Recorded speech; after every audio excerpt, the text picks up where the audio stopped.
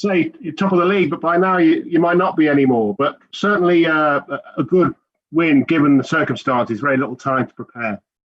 Yeah, the post-international break games are challenging. We were on a good run of form before, but important to get the lads back together and get them focused. I thought we showed that in our preparation. I thought we showed that in our performance. It's a difficult game for me on paper to come here and play against the team that we lost against last year, whilst dominating possession. Today we dominated possession and we score our goals, albeit we could have scored more, and kept a clean sheet. So I can be very happy with that.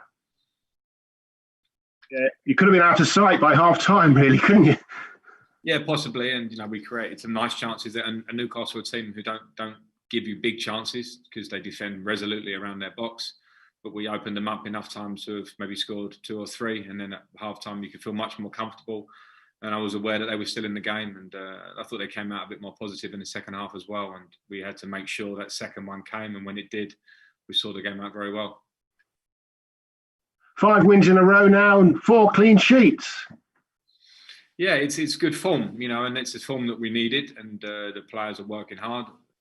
It's nice to be in the position we are. It won't be long that we're top of the league, but it's nice to have amassed those points, and we can gain confidence from clean sheets, which we know have been problems for different reasons for us earlier in the season and parts of last. So we need to keep working. To keep going, because consistency is what we really will strive for. It's a short period of games that we've been consistent, and that needs to continue.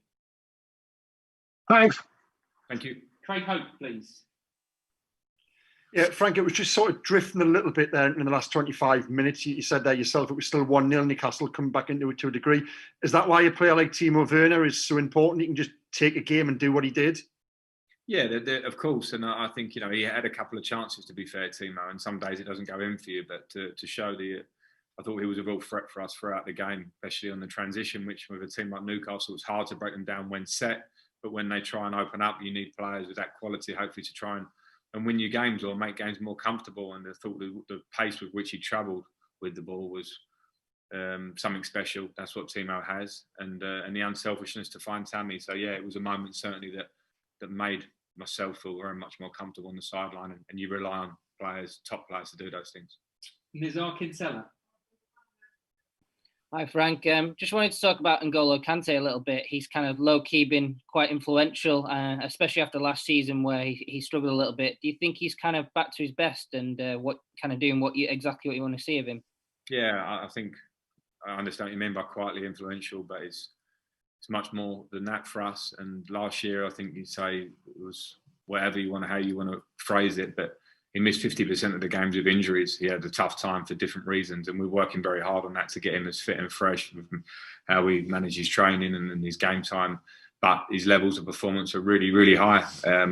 Keep saying it every time I get asked about N'Golo. I have so much faith in him and the top midfield player that he is in world football, and not just at breaking up and winning balls back. We know that's a huge quality of his, but he's passing and supporting in midfield, playing in that deeper role now. It's been very comfortable transition for him as he's playing. So really, really happy with how he's playing.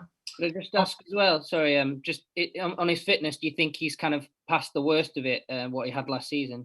I don't want to tempt fate because at the minute he's going well. So I think it's a constant one for us that we are managing it. I mean, when I came in at the start of last season, he'd been injured from the Europa League final. And that just rolled on through the year, and we just chased it down from there. So that was unfortunate. It felt unfortunate for us to lose him for 50% of games because of the level of player he is. So we have had a better period of him to get him in a place where we're really happy. We're very aware and keep check on his training and his numbers and how much distance he travels. Because every time you train and you allow him off the leash in training, he makes ridiculous output because that's the way he plays. So we are very careful with that. And at the minute, we're in a good place, and hopefully that continues. Last one on today before we do Mondays, Rob Guest. Hey Frank, congratulations on the win. You named Antonio Rudiger in the starting 11 today. He's not played a lot of football so far this season. What did you make of his performance? Yeah, I was pleased with his performance. I think it's not easy, and I talked about this before the game. Having 5 centre-backs is obviously, a lot of managers would say, I'd love 5 centre-backs, but it brings difficulties because you can only pick 2 if you're playing a back 4. and 2 or 3 are unhappy, and it's not easy to ask them to come straight into a team if they're not playing so regularly and perform. And that means they have to have good attitude through the week, good attitude in how they prepare.